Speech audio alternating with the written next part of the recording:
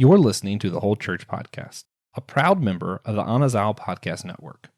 Our efforts to educate and unite the church are made possible thanks to our sponsors on Patreon, Captivate, and Apple Podcast. You could join them on one of those networks, or you can support the show by making a one-time tip on our Captivate website down below in the show's description. Romans 15, verses 5 through 9 reads, "Now may the God who gives perseverance and encouragement grant you to be of the same mind with one another, according to Christ Jesus, so that with one purpose and one voice you may glorify the God and Father of our Lord Jesus Christ.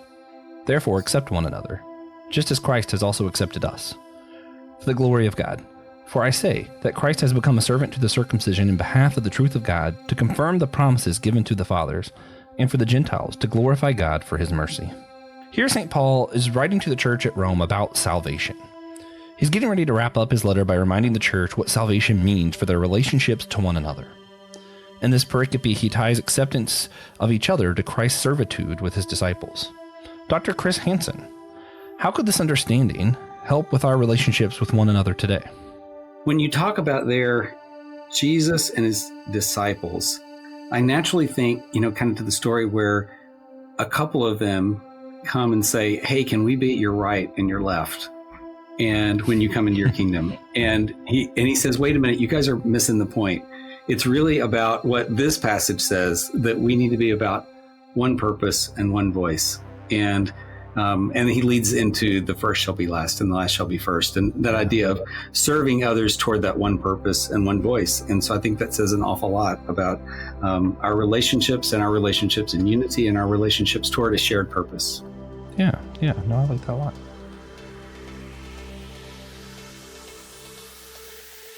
Hey everybody, welcome to the Whole Church Podcast, possibly your favorite church unity podcast.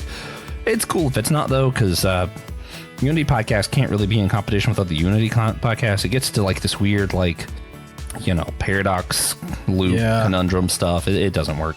But what does work is acknowledging the presence. When you're standing in his presence, your voice trembles. At the pod almighty, the one and only TJ Tiberius One Blackwell, welcome to your show. Thanks. Yeah. And of course, we are also here today with an exciting guest. As always, we have a lot of exciting guests, but this one I come to know and love at OrtCon last year up in the mountains. I got to meet him. It was a lot of fun. The one and only Dr. Chris Hansen. He is the author of Open and Relational Parenting, Loving Parents, Reflecting a Loving God. And Chris Hansen, MD, theology D, smart guy, real smart fella over here. Pediatrician, he has guided families through the joys and challenges of parenting for nearly 30 years. As the father of two grown daughters, his personal and professional experiences sparked a deep interest in how theology shapes parenting. So naturally, when we meet brilliant people, we like to have them on our show to make us seem smarter. Mm-hmm. So that's what we do. That's what we do. And if you like that, you'll probably like to check out the Anazal Podcast Network website. The link is below for shows that are like ours, who know how to get the most out of other people in a non-exploitative way. I was going to say, it just sounds so bad. Maybe it is. Maybe we should quit. TJ and I have argued about exploiting others before. Yeah. But speaking of exploiting others, you can leave us a one-time tip or subscribe for monthly. You can buy extras. There's merch on Fourth Wall. That is also in the show's description to check that out. You can also not do any of that and just like the show. That's super helpful. That's just as helpful as buying the shirts, even though the shirts look a lot cooler. Yeah. Also, the shirts get word out too, and it's nice. And lots of ways you can support. And we support you supporting us. Yeah. Right. All right. And as always, one of my favorite things to do to make unity inevitable is to practice a holy, sacred sacrament of silliness. Because you can't be divided when you're being as silly as I like to be. So, here we go. Today's silly question. If animals did theology, which animals do we think would be most likely to lean into open and relational stuff? I'm going to make TJ go first. He's smarter when it comes to animals than me. Yeah, so it's a question. It certainly is a question. I was thinking probably like tardigrades, if you count those as animals. I understand if you don't. And if not, I would say like a hedgehog. they've always been like little counterculture, just the little guy. They have their own beliefs about the world. Tiny little predators. They're awesome. So probably hedgehogs is where I'm going to land. See, I want to try and do something smart and do like some kind of like ants or something that form like a community together and always work together. But instead, I'm just going to be really basic here. Dogs. I just can see my dog being like, you know what? Yeah, of course my owner responds to me the same way that I respond to him and we love one another. What? That just sounds right. Because, dogs just long for love and relationship. And I don't know, makes sense. Good dog. Dr. Hansen, you're the only one with PhD or THD. So you can tell us the correct answer. So. Well, I don't know if it's the correct answer. Dog was up on my list to maybe bring up, but so I think that was a good answer. I kind of want to say I thought about lemur because that's just a cool word to say, and it's fun and it's silly. Correct. And they like to move. Meerkat. Yeah, they do, and then you think of meerkats just because of Timon, and that's cool. Correct. But I think I landed on dolphins because hey, they're pretty smart. And they like to have a lot of goofy fun all at the same time. They're not particularly controlling, and they work really together well in relationships. So I think dolphins. Yeah, I think that's probably just the correct answer. It's funny though. I could absolutely see like dolphins listening to homebrewed Christianity at least. Yeah. Maybe not our show. What's funny is the only thing that I think of when I think dolphins, or one, dolphins attacking people, because more dolphins attack people than sharks. And two, that one scene at Hitchhiker's Guide to the Galaxy when they're like, you know what? You guys are stupid. Thanks for all the fish and just launch into space. Yeah. Smart animals. Yeah, that happens. But one thing that we have found that always helps with church unity, if the silly question doesn't get it done, is to hear one another's stories. So, Dr. Hansen, would you mind sharing with us some about your faith journey and how you got interested in pediatrics? Like, how'd you end up where you are now? Yeah, so this will probably kind of overlap into just some things about the book and what I've been doing lately too. But I finished training in pediatrics in the mid 1990s, and about the same time we had our own first child in 1994, and around, I guess maybe my second or third year out in practice, I started hearing things at our church that which was a fairly conservative fundamental church that I'd grown up in. And they decided they were going to have a parenting weekend.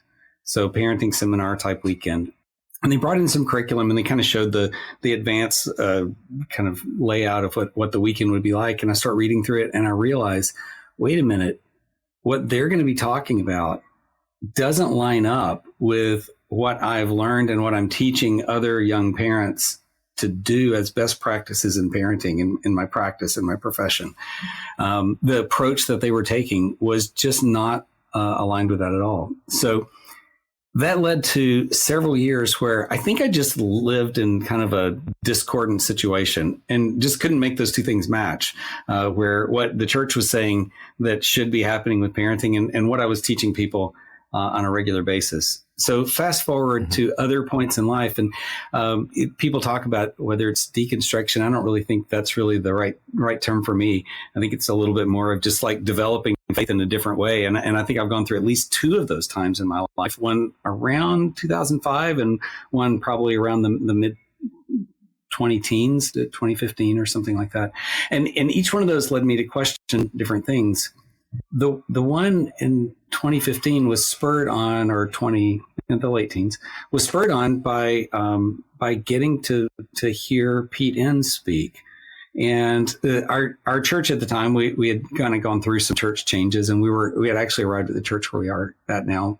And they had Pete come in to do a lecture series, and I was very pessimistic because I said, oh, wow, this guy's going to kind of tell us to read the Bible every day and give us a path through to read in the whole Bible in 365 days or something like that. Yeah, and that is not what I found. Right. And Pete opened my eyes to to a whole world of some new possibilities, which led to hearing lots of the folks that we've even mentioned, whether it's Homebrewed or you guys or Josh Patterson or a whole host of folks, which then led me to beer camp the first year that it was back in session after the pandemic. So when we were in Chapel Hill. My church.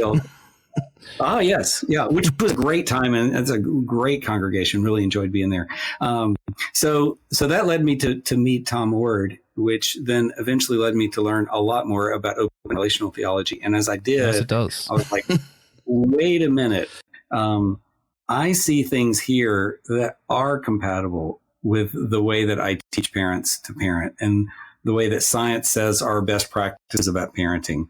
And it made me think, oh, wait a minute, I think there's something here I should explore more. So that led me to holler at Tom and say, hey, I don't know if I fit as a potential student of yours, but I'm kind of interested. I probably am too old, as it turns out, not at all. And I said, I probably don't have the prerequisites. And he said, sure you do. And so next thing you know, I'm signed up and paid tuition again and studying under Tom for the last few years. And that led to this whole project. Nice. You know what led to pediatrics? When medical students are going through usually the third year, so nowadays the second or third year of medical school, they get exposure to lots of different areas and fields. And I really didn't know what I was going to do. I came in with a pretty open mind.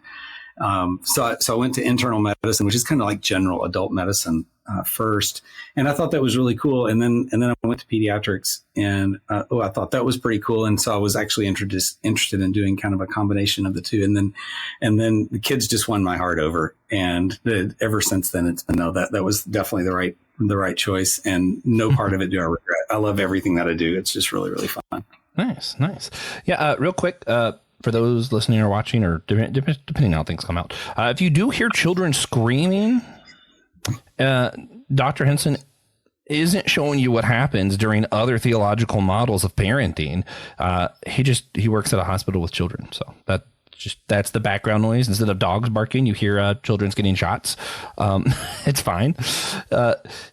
Also, I got to say, we love Pete Inns, we love all them, so love all that. I forget what the follow-up question that I was going to ask was, so I'm going to jump to the next thing here. You mentioned something about the churches and stuff that you've gone to, some of the changes you've seen. Can you tell us something about the faith community you're in now?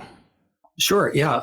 So when our youngest daughter, her name's Carrie, when she went off to college in 2018, we made a little move in town geographically, and that led to moving our church affiliation just because it didn't make sense to drive as far as we would have been driving.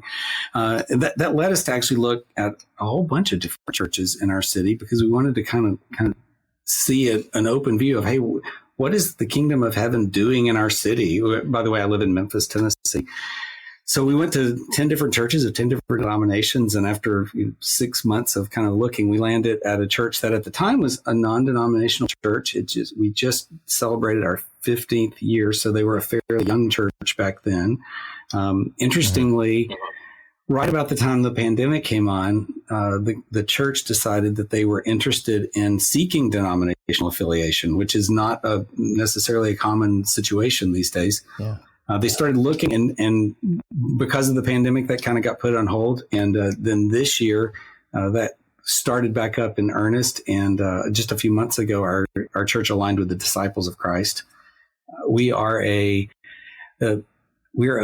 I would say, a casual liturgical church. We follow the lectionary series, and we do liturgies, but certainly in a more casual way, if that makes sense. Not certainly a high church kind of way, but we do preach through the lectionary and those kind of things. Our children's program is a godly play program that you may or may not be familiar with, and it's kind of a Montessori based Sunday school type curriculum.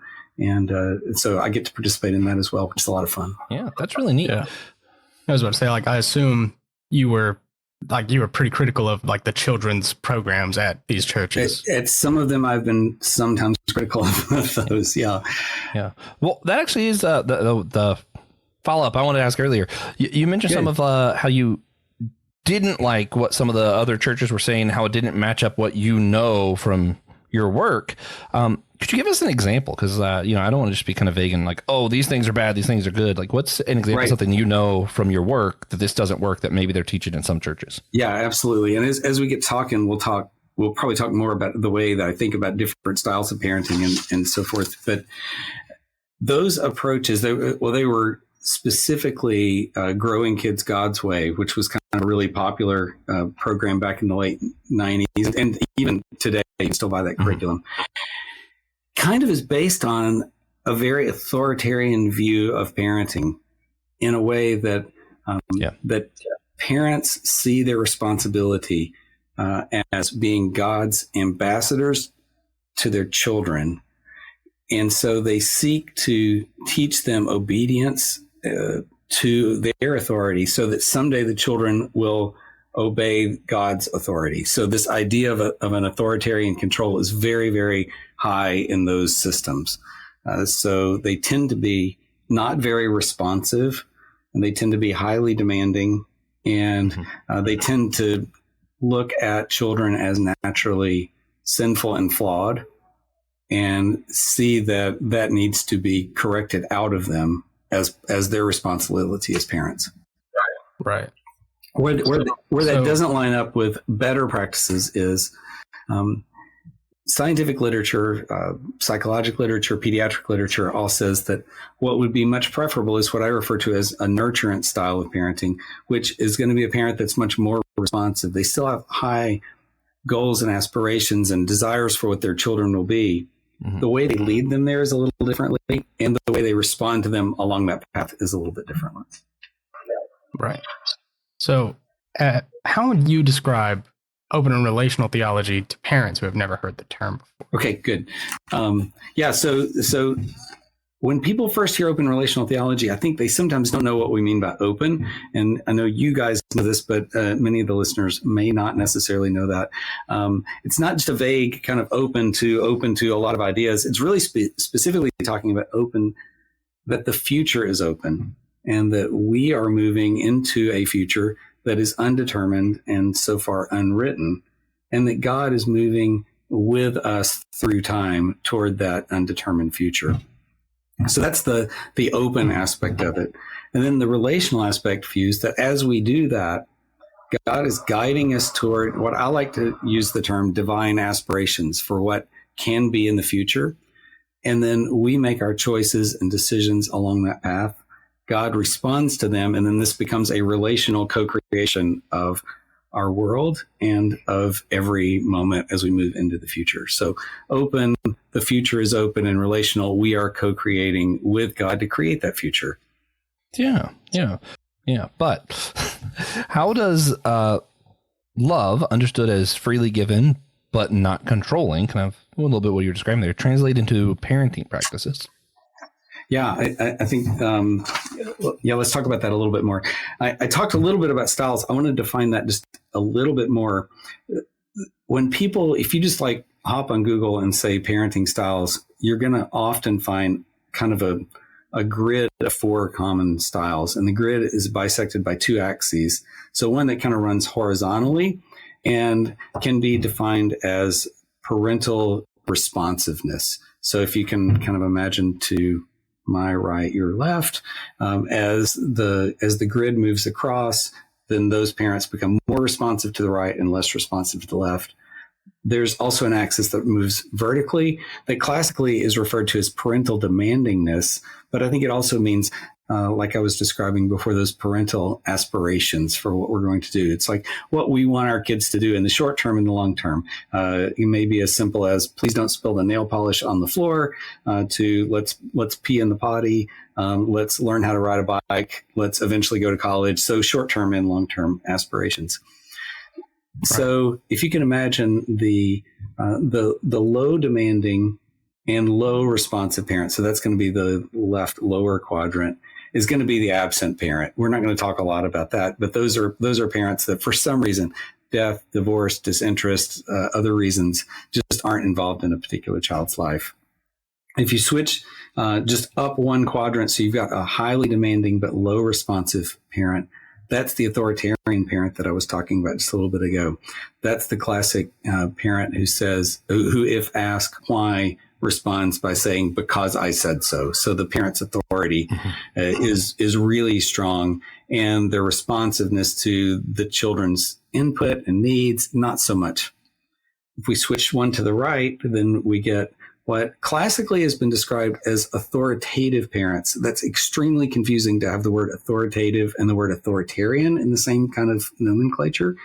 So I much prefer the term nurturant, which actually John Sanders first kind of utilized in his Prodigals book. If you've read that, I borrow that from him. I think it fits really well there. So those parents have high expectations for their children, but they're also highly responsive to their children. So those are nurturant parents. And then flip down to the last quadrant, highly responsive but low demanding parents. That's your classic permissive parent. So parent who pretty much lets the children kind of run the show and do the things that they want to do, set the agenda, and so forth. So for most parents, this question of love that's not controlling really has to do with, are we falling into that authoritarian model? Are we falling into that nurturant model? So there's a couple different kinds of ways we can think of power and control. And if you want to be just a little bit nerdy with me, Bernard Loomer, who is a theologian and philosopher from the late 1900s, kind of defined two types of control here. One he called linear or unilateral control, and then another that he called relational control. And unilateral control would say that I have control over someone else if I can affect a change in them without being changed myself.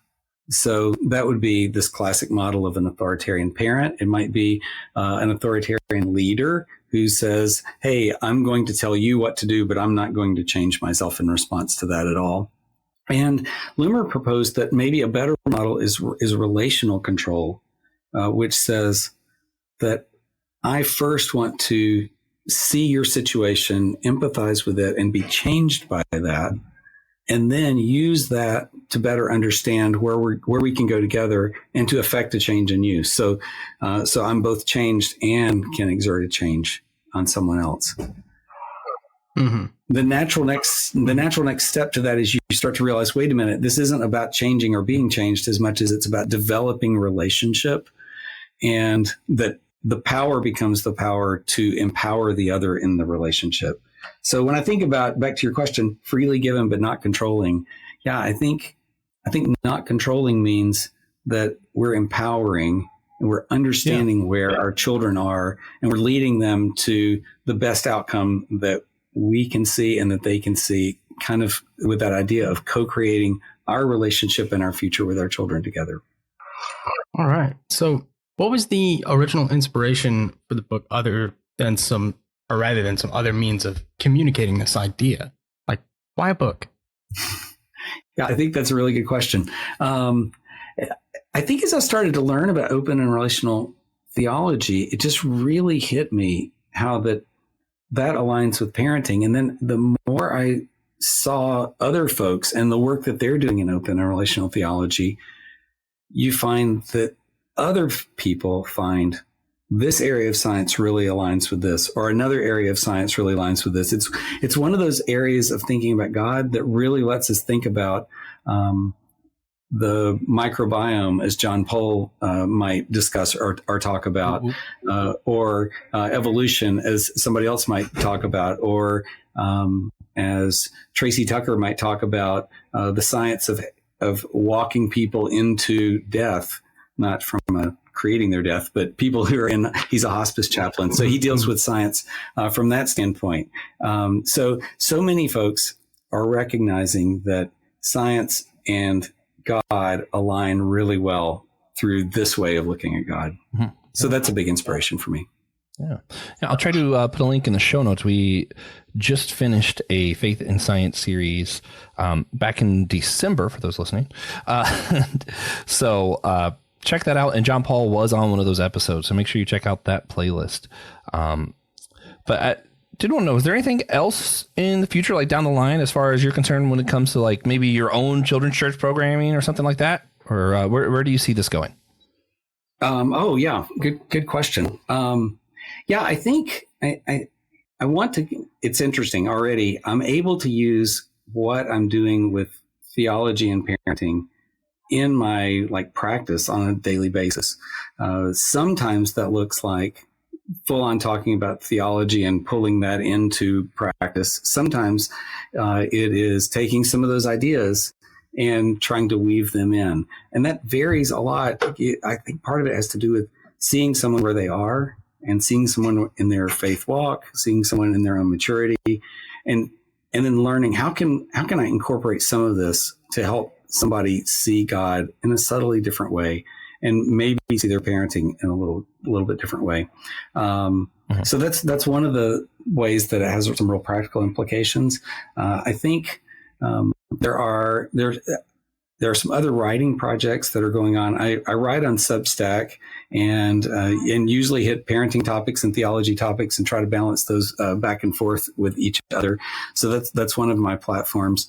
And I'm starting to think about maybe a next book. There's some interesting discussion that's going on in the country today that's very divisive over vaccines and over the questions about should we vaccinate or not? And there's a really interesting study that the NIH did in, I think, 2015 that looked at the 5 primary reasons that people choose not to vaccinate their children on religious basis. So it looks at the 5 kind of religious grounds that people might oppose vaccines, which I find very interesting. B, I've seen all of those described by some of my patients' parents. And then I think there's some space to start educating people on, wow, there's some different ways to see God that might argue differently when it comes to those areas that people think, oh, my church says it's not best to vaccinate, but maybe there's other ways we can look at God. Right. Yeah. No. So do you think it's possible for churches with diverse theological leanings, whether they're open theists or Lutherans or Presbyterians or Baptists, or I could read the whole list, but we'd be here for 6 hours. Right. Do you think it's possible for us to find common ground in how we support the families in our local communities? Yeah, I really think it is. I think there are obviously some quadrants of that whole religious spectrum that we have in our country that becomes a bit more challenging, but I think a wide range of churches and faiths and traditions really can come to this idea of we want to respond to our children and we want to guide them. I think part of it that also then has to do with where are we guiding them? And when Tom Ward describes his definition of love, the end point of that is this idea of overall well-being. Other people say flourishing. Other people will use other words for that, shalom. But this idea of an overall well-being, if that can be a common end point, both for families and churches and communities, then I think we can work together better than sometimes we've done in the past. Sometimes it's been our community's well-being as opposed to an overall well-being that we want to work toward. Mm-hmm. Yeah. Awesome. Yeah. Do you think though, that people from other faith traditions who may not be totally on board with open and relational theology might still benefit from reading your book about open and relational parenting? Yeah, I really think so, and I think so in a real practical way. Right before the book came out, I did a little parenting seminar here in the practice, and kind of hand selected a few families that I knew had an interesting and high level of faith and high level of participation in their own faith communities, and we walked through a lot of the things that I talk about in the book and a lot of the theological ideas. And we get to the very end, and one of my patients' moms, who is one of my favorite patients' moms, says, okay, I just want to let you know, I disagree with your theology. And I'm like, that's totally okay. Let's talk about that and see where, and she is a member of a Presbyterian church.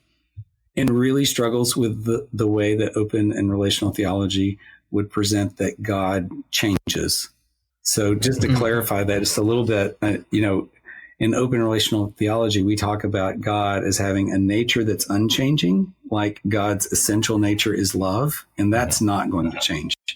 But that God's experience of how God loves does change because our lives change and we face different circumstances. We're different people now than we were 3 years, 5 years, even yesterday ago. And so the way God responds to us in love changes over time in response to us.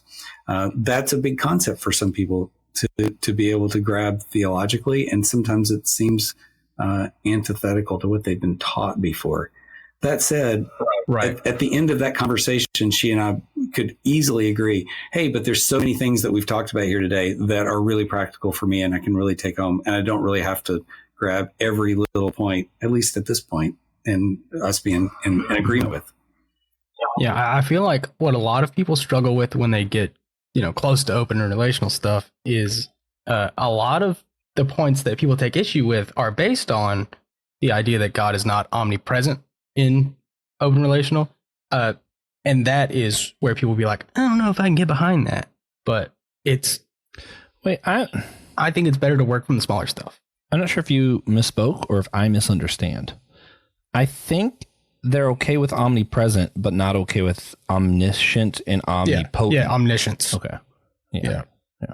That makes sense. Yeah, and his relation to time and stuff is like, what? Well, why does he have to change if he already knows? That's because in open relational, he doesn't. Yeah. Which, to critique Tom Ward, I was going to say not to critique Tom Ward, but to critique Tom Ward, because he knows I like to do that. He's aware. I don't actually think it's about what God can't do as much as it is about a philosophical view of reality. So I think it less has to do with how they're viewing God and God's ability and more to do with what reality is. If we're going to say reality means the future doesn't exist yet, then open and relational theology has to be true. If we're saying the future already exists, then God must know what the future is because he knows everything. So I actually think you can hold omniscience if you're going to say that the future is unknowable because he knows everything there is to know. And then that gets into weird etymological arguments that, Tom is smarter than me on and then tells me why I'm dumb. And then I continue to hold my dumb beliefs. Yeah, that's what Tom's for. I'm like Tom's favorite punching bag. Yeah. Joshua, I think you just said that really well. I think that's exactly right. Thanks. If your first point is the future doesn't exist, or at least the future only exists as possibilities, if you want to say it that way. And then the future is unknowable and God inherently doesn't know the future. The flip of that is the challenge of if the future does exist and God completely knows the future, then how is it not a deterministic view? And how do our choices, actions, decisions matter whatsoever? And then just to clarify, I think this is exactly what you meant, TJ. But yeah, so God in open relational theology, God is omnipresent and would be everywhere, but just would not be in the future from the way that you were describing it. Yeah. I end up talking to Tom about that pretty much every time I see him now. So it's a lot of fun. Yeah. It's a lot of fun. But is there anything that you feel like that our listeners should know about you or your podcast or your book? What does the whole church need to know about Chris Hansen? Sure. Yeah. I think I'll go back to the book for just a minute and just kind of cover some of the things that I cover there because I think there's a lot of useful information. The very first chapter, I spend quite a bit of time looking at parenting research and parenting typography that I kind of described briefly here. What's been done over the last 50 years or so in the world of parenting, both how that looks on that typography and then how that might apply to different cultures, how it applies in different circumstances and so forth. So that's heavy on parenting. Then I move into kind of an interesting look at if we imagined God as any one of those types of parents. So if we imagine God as an authoritarian parent, then what kind of theology would go with that? And then we do the same thing with what would God be if God was a disengaged parent? And what would God be if God was a permissive parent, and what would our theology look like? And then ultimately, in the third chapter, I spend quite a bit of time on open and relational theology, looking at, okay, if God is a nurturant parent, then what does that God look like? And we kind of walk through a lot of those pillars of open and relational theology. Fourth chapter is a deep dive into the question that you ask about, and kind of what was wrong with some of the church-based parenting stuff that I was running into back years ago, and that you can still find out there if you just type into Amazon Christian parenting. You can still find a lot of that same stuff.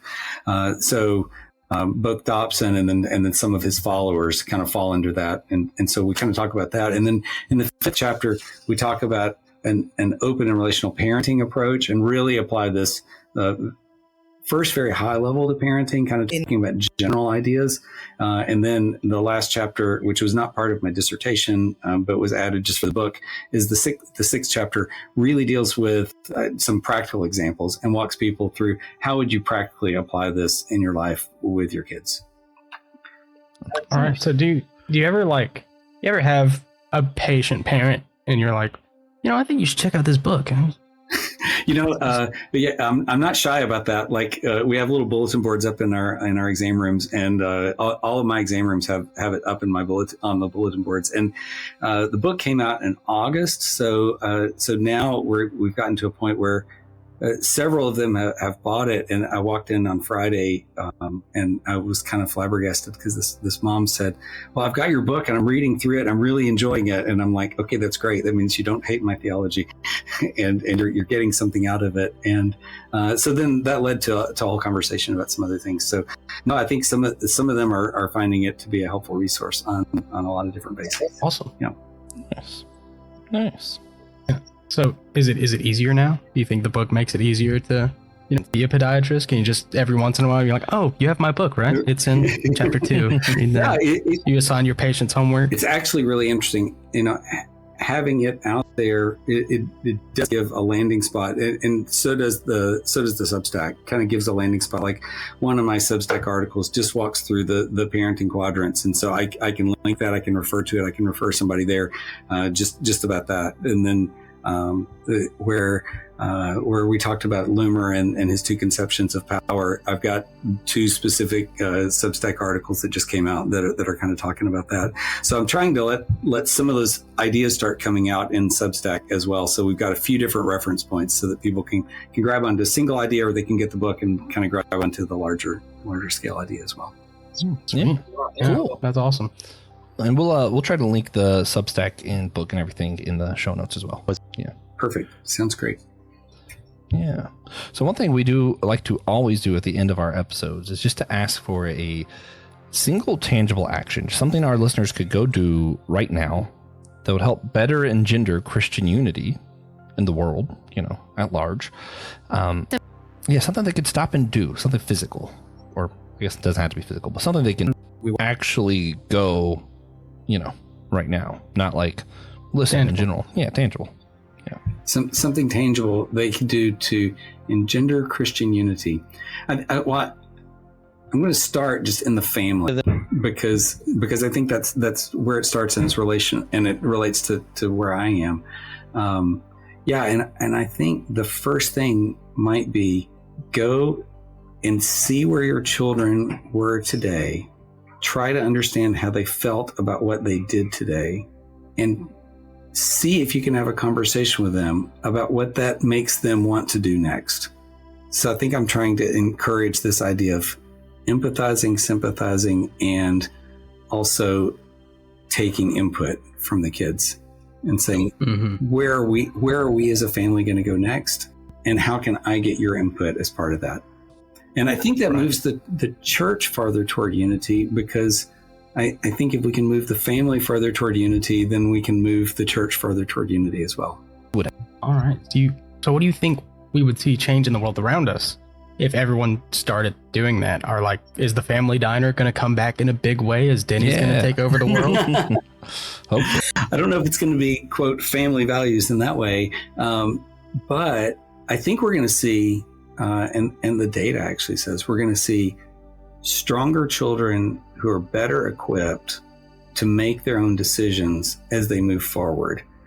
Sometimes I talk about, a seventh grader, a 12-year-old, 13-year-old is just in the process where they're starting to say, I want to make my own decisions and I want to kind of determine my own way. And if the parent will sit back and think, wow, by the time they get to college, I really want them to be able to do that. I want them to be able to go off to college and be able to decide when I'm going to go to class and what food I'm going to eat and am I going to do my laundry and all of those things that you have to do. Well, that's a gradual process, and it's a gradual process of guiding them to gradually more freedom in those decisions. And it's going to take those kind of interactive conversations to be able to understand where they are and how can we move them closer to that. And if we are listening to our children and guiding them with relational guidance, then we are going to create kids that are better prepared to hit college, to hit young professional life, to hit communities, and be able to participate in their churches and their communities in healthier ways. All right. Yeah, so good stuff. I like that a lot. Mine was actually pretty recent, the transition from, not or having to do my own laundry. So yeah, it was rough doing it all at once. I didn't have to. There was no weaning process. I was just like, man, I have to clean my clothes. This is messed up. I will not name my college roommate, but he just kept going to buy more clothes so that he didn't have to wash them. And so, yeah. Hey, if I was rich, I probably would have done the same thing. Yeah, I mean, I think he just went more into money. debt buying clothes. I think that was his problem. Yeah, if I'd had a credit card, I might have done that. Yeah, as well. I think he did. Yeah. Yeah. But before we wrap up, we like to do what we call our God moment, where we just ask everyone to share a moment that they saw God in recently, whether it be in a blessing or a challenge, a moment of worship, a curse, whatever it might be. Where have you seen God at? And I always like to make Josh go first to give the rest of us more time to think. So, Josh, do you have a God moment for us this week? Yeah. Work is a struggle sometimes. And recently, it's been a lot of struggle. And I've been really irritated thinking, man, there's all this stuff I'm going to have to do that I don't want to have to do. If only we had a manager that could work these specific hours, it'd make my life so much easier. And then that day, someone came in who used to be manager at Chipotle and applied, but said, I only want to work these specific hours. And I was like, oh, perfect. That's exactly what I just kind of was hoping we had. So just worked out really weirdly good. Yeah. I've had the exact opposite experience. Pretty much every time I've thought that. Somebody with hours you just don't need comes in.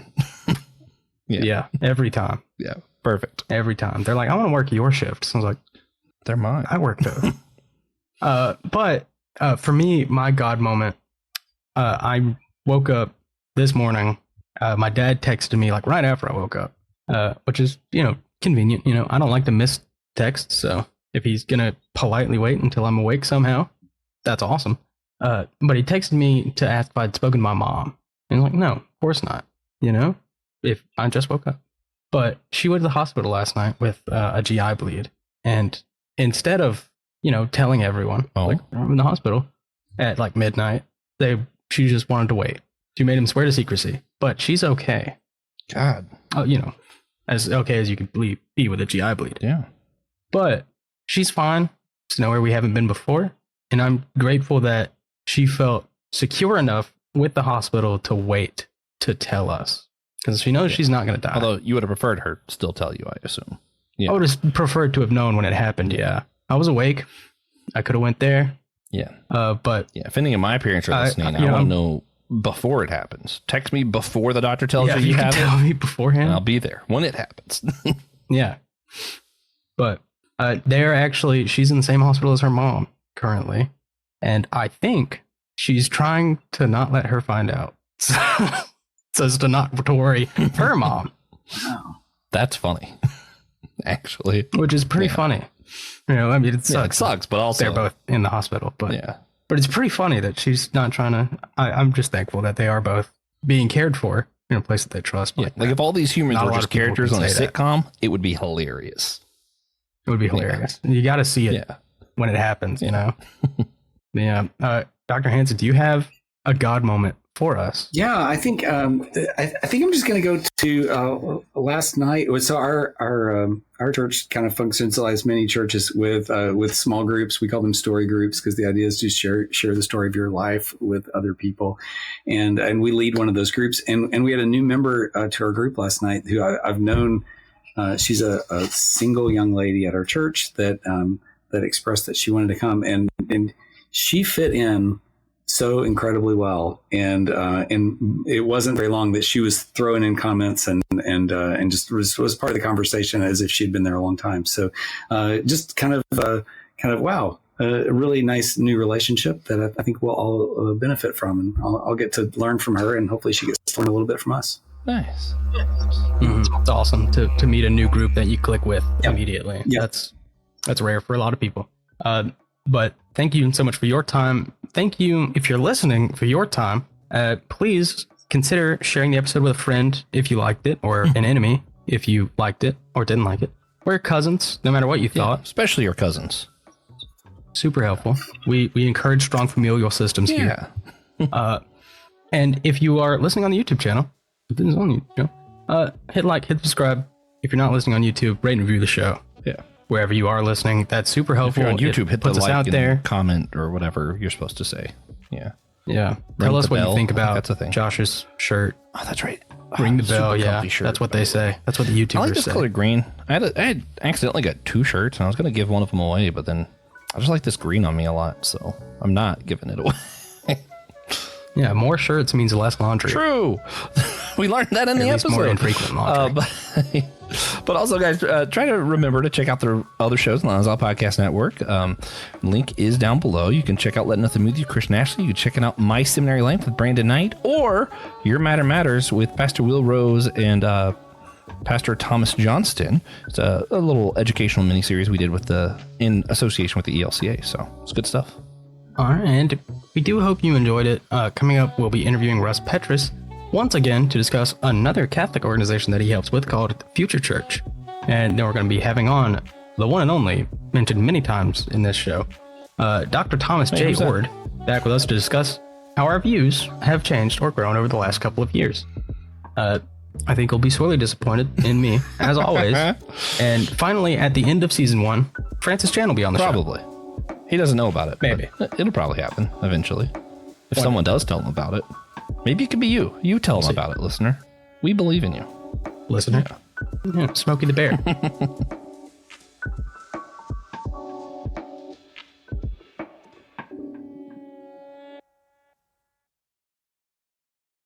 Thank you for listening to the Whole Church Podcast. We hope you enjoyed the show. Remember, you can always sponsor our efforts to educate and unite the church on Captivate, Patreon, or Apple Podcast. If you're not into the subscription thing, again, you can leave a one-time tip on our Captivate website down below in the description notes. Thank you again, and please come back next week.